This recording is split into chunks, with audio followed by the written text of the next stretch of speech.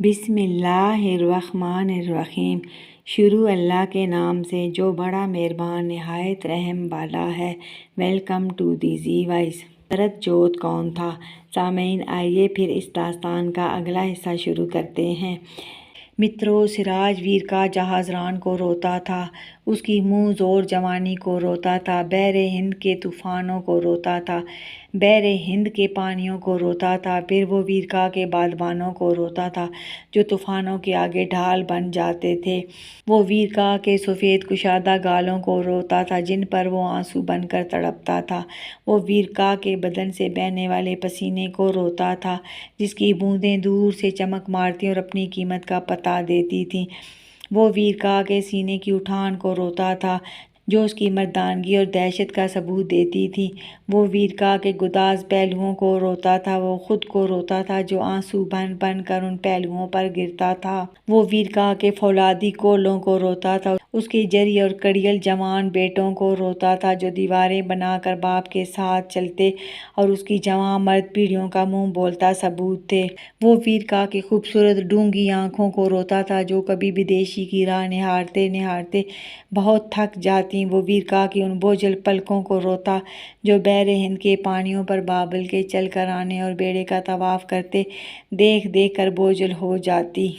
और मित्रों, वो अर्थ बेड़े को रोता जो वीरका की वफात के साथ बैन हो गया था। वो उस काई को रोता जो अर्थ बेड़े को लग गई थी। वो काली कट को रोता जो अर्थ बेड़े की राह निहारते निहारते थक गई थी। वो अपनी खूबसूरत आँखों को रोता जो काली कट बंदरगाह के साथ अर्थ की राह निहारते निहारते निढाल हो गई थी। वो जिया के पैरों की उस थकन को रोता जो दिल्ली से झांसी का सफ़र कर कर के पैरों में आ गई थी। किसी ने हाथ बढ़ाकर शरद जोत के कांपते वजूद को अपने साथ लिपटा लिया और उसके कांपते होंठों पर हाथ रख लिया। संभालो खुद को, ये सब अब तुम्हारा मामूल बन जाएगा, सो खुद को संभालो। तुम्हें बुखार भी हुआ तो मुझे हड्डियों का ताप चढ़ेगा, समझे तुम। अपने आप को तैयार करना होगा तुम्हें, ये अफरीद से भी अगला माल है। ये इतिहास का एक जिंदा जीवित अंग है। इतिहास पढ़ना इसकी बेस बन गई है, सो तुम्हें खुद को बहुत नॉर्मल रखना होगा। किशन तसल्लियाँ बन गया, हिम्मत हौसला बन गया। मुखिया जी, ये कौन है? शरद जोत ने पूछा। सुनो मेरे विदेशी, शरद जोत एक पवित्र आत्मा थी। मुकेश कुमार उस पर दिल हार बैठे और उसके रूप धारण के लिए तवील प्रार्थना की तो पवित्र आत्मा वजूद पाने को तैयार हो जाती है। तो मुकेश कुमार शादी कर लेते हैं। पवित्र आत्मा उनकी रीढ़ में जा चुकी थी। तब मेरे इल्म में आता है पवित्र आत्मा का सफ़र हयात 19 सालों पर मुहित है। जब मुकेश कुमार ने पवित्र आत्मा को देखा था तो वो पहाड़ पर थी। मुकेश कुमार उस वक्त चंद साल के थे। पवित्र आत्मा मुकेश कुमार को ना देख सकी। शरद जोत हैरत से सुन रहा था। ये कब की बात है मुखिया जी? शरद जोत, जब तुम रूस से अपना रिस्क खाकर विदा ले गए तो वोल्गा चढ़ गया और कई 100 साल चढ़ा रहा तो करोदियों ने नकारा बजाया और कई 100 साल बजाते रहे तो आखिर ज़मीन पलटे खाने लगी।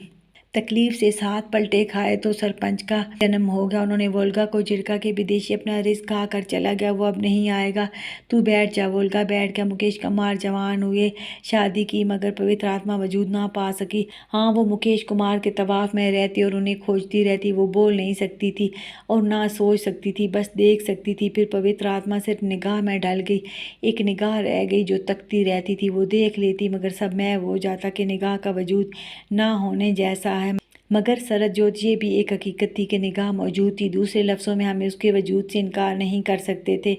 जैसे कहीं एक राई बराबर कुछ पड़ा हो तो वो ना होने जैसा होता है, मगर हम इनकार नहीं कर सकते कि वो जगह खाली है। तीसरे युग में ज़मीन में बड़ी तब्दीलियाँ आई। साइबेरिया के जंगल, सहराए सहारा, हिमालय की घाटियाँ, ओकियानूस बिल्कुल नए वजूद से उभरे। ज़मीन पलटे खाने लगी थी और 700 पलटे खा लिए कि कमांडर पालन का वजूद पैदा हुआ। उन्होंने पहाड़ पर मौजूद निगाह को देख लिया और निगाह भी उन पर खुप गई तो उसमें हरारत पैदा हुई। ज़मीन पलटे खा रही थी। 707 पलटे खाए तो दर्जे की आखिर पर आकर रुक गई। दर्जे की आखिर मुजीब सदीकी थे। वो भी पहाड़ के आसपास थे और निगाह को देख लिया। निगाह ने भी उन्हें देख लिया और डर कर सहम गई। उसमें हरकत पैदा हो गई और दाएं बाएं ऊपर नीचे आगे पीछे खबर हो गई कि पहाड़ की चोटी पर कोई वजूद है जो हरकत कर सकता है। सरपंच ने पहाड़ पर तवील प्रार्थना की तो पवित्र आत्मा उनकी रीढ़ में चली गई। अगर वो शादी ना कर सके और वक्त से पहले हादसाती तौर पर गुजर गए। पवित्र आत्मा पर सान्या गुजरा कि वो दादा से बहुत मोहब्बत करती थी। किशन उसे लिए अपने गले में था। मुझे तो किसी बात का नहीं पता, फिर क्या हुआ? वो हैरत से बोला। किशन ने उसे चूमा। मेरी जान को पेट से भागने के अलावा कुछ और सूझता जो ना था कि कहीं ध्यान जाता। सुनो सरजोत, यूनान एक सहर अंगेज सरजमीन है। उसके बीचों बीच एक अमन घर था। वहाँ सिर्फ सलामती थी। 2 भाई रहते, एक का बेटा एक की बेटी, और इतना अमन के रिस्क था। बेटी शलेशमा थी, शालीन नाम था। माँ चाची का हाथ पिटाती, बेटा ओलंपिया था, अमनो आश्ती का सिंबल था। बाप बेटे के साथ यूनान की रक्षा करता कि शालीन को पहली माहवारी आ गई। माँ शांत हो गई हूँ, ये क्या हो गया है मुझे? वो माँ को आवाज़ देती हुजरे से निकली थी कि खुले बाल उड़ गए। वो घबरा कर माँ से जाकर लिपट गई। माँ मुझे कोई छू गया है। माँ ने बाप को बुला भेजा। बाप ने देखा पाला, नहीं शालीन तुझ पर कोई निशान नहीं। ना अब्बा, मुझे लगा पास से कोई गुजरा है, बाल उड़ गए थे, शालीन ठोस लहजे में बोली। बाप ने नजूमी बुला भेजे। वो बैठ के निगाह थी। कौन निगाह? बाप हौल गया। सुनो शालीन की अब्बा एक पवित्र आत्मा थी कि सरपंच उस पर दिलहार बैठे और उसे पाने के लिए बड़े ही व्याकुल हुए। तो बड़े पहाड़ पर बड़ी तवील प्रार्थना की तो पवित्र आत्मा उनकी रीढ़ में आ गई, मगर वो उसे वजूद ना दे सके और गुजर गए। पवित्र आत्मा भी उनके साथ चली गई, मगर फिर अचंबा हो गया। वो निगाह बन गई जो सिर्फ देख सकती थी और रोती रहती। दर्जे के आखिर मुजीब सदीकी ने उसे हरकत दी थी। पता नहीं आज ये शालीन को क्यों छू गई, वरना शलेशमाएँ तो पहले भी हज़ारों गुजरी हैं। बाबल का तलक शलेशमा से है, निगाह का तो शलेशमा से कोई वास्ता नहीं, कहीं वो मेरी बेटी को कोई नुकसान ना पहुंचा दे। बाप परेशान था, क्या पता नजूमी उठ के डियर सरती जल्द दोनों की शादी कर दी जाती है तो नैनन पैदा होती है। सर पर सुनहरे थोड़े से बाल थे और वो उड़ने लगे जैसे उन्हें कोई हवा देकर उनसे खेल रहा हो। तो नौमौलूद नैनन के लबों पर मुस्कान आ गई। हालांकि बच्चा 3 से 4 माह के दौरान मुस्कुराने लगता है। समा गुजरने लगा। निगाह पालने का तवाफ करने लगी, सुनहरे बालों को फूंके मारने लगी। गुजरते समय के साथ नैनन ने उसे राज का नाम दे दिया। वो हर लम्हे साथ रहता। नैनन उससे बातें भी करने लगी, मगर वो बोल ना सकता था, ना दिख सकता। हाँ, नैनन उसे महसूस कर सकती थी। विदेशी आहटें पैदा कर सकता था, मगर निगाह आहट ना पैदा कर सकती। वो कपड़ा भी ना हिला सकती थी। बस सुनहरे बाल हल्के होते हैं तो दिन रात उन्हीं में मगन रहने लगी। फिर नैनन के साथ वो भी चली गई, मगर इतिहास में दर्ज है बड़े ऐसे सालार गुजरे हैं जिनके रखसारों पर कोई आंसू गिराता था और नजूमी कहा करते वो राज है रखसारों पर रोता है, और फिर वीर काजा हाजरान के सारे बदन पर वो रोता था। इतिहास में दर्ज है वीर काजा हाजरान इतना जरी था कि उसने बहरे हिंद के मुंहजोर पानियों को फतह किया था। वो तैराकी कारण समंदर में उतरता तो समंदर भंवर में आ जाता जैसे उसके तवाफ को आया हो। वो तैरता रहता और पानी भी उसके गिर्द घूमता रहता। वो पानी को जोर से पैर से उड़ा कर कहता, बखील कहीं कि अपनी प्रार्थना तो कर लेते हो, मुझे पानी का मजा नहीं लेने देते।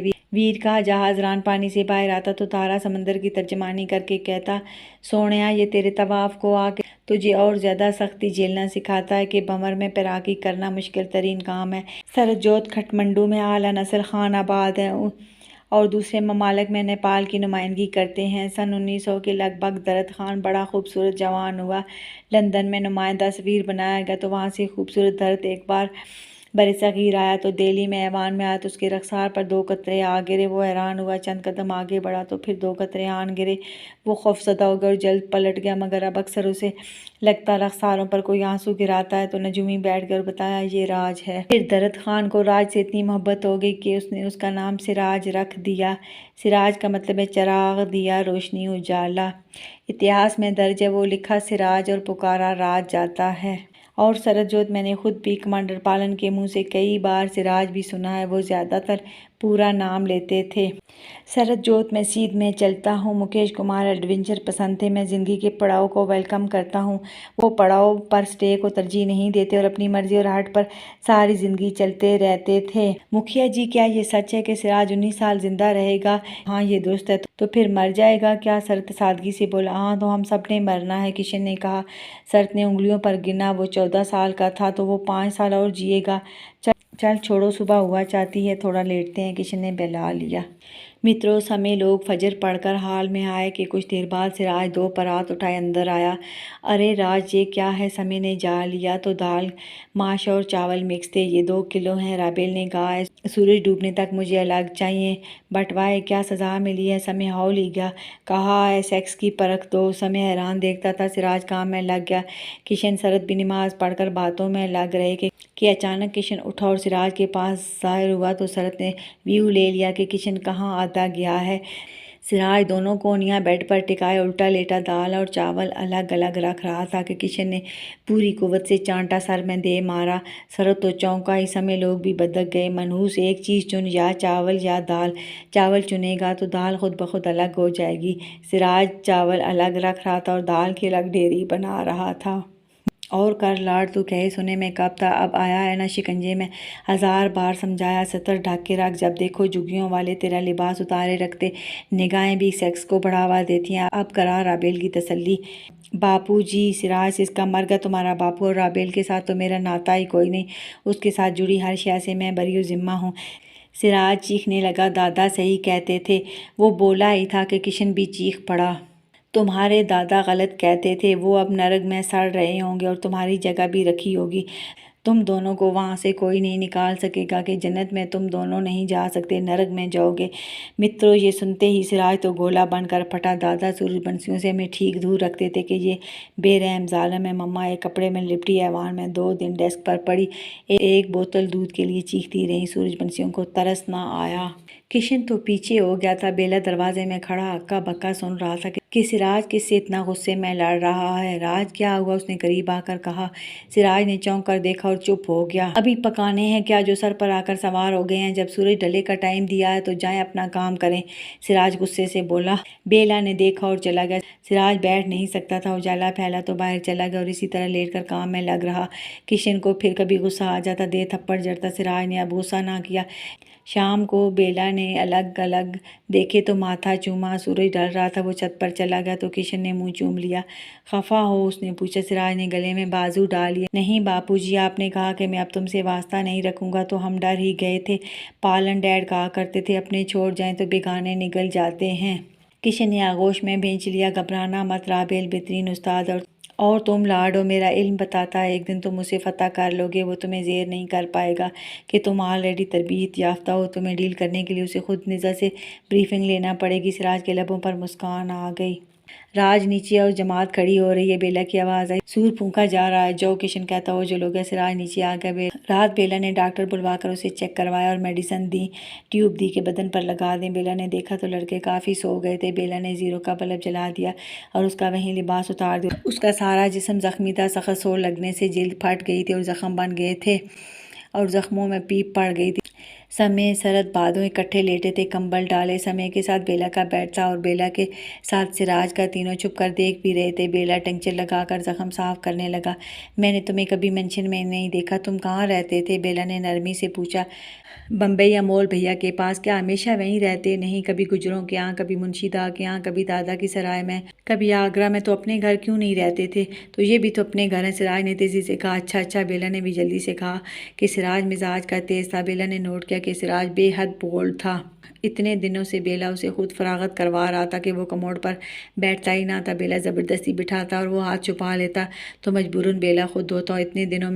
इतने दिनों से वो नाया नहीं था कि ज़ख्म दर्द करते थे। बेला ने गौर से उसे देखा तो मन मैरिडो जी, कंवारे लड़के इतने बोल्ड नहीं होते। बेला ने बात नरमी से ही पूछी।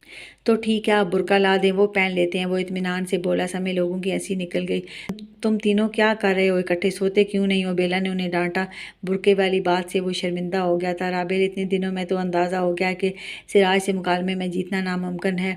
समय ने कहा। बेला ने कहा कि कुछ देर ज़ख्म सूखने दो, फिर दवा लगाता हूँ। उसने राधे श्याम को कॉल की। दादा, आपसे कुछ पूछना है, पूछो, उन्होंने कहा।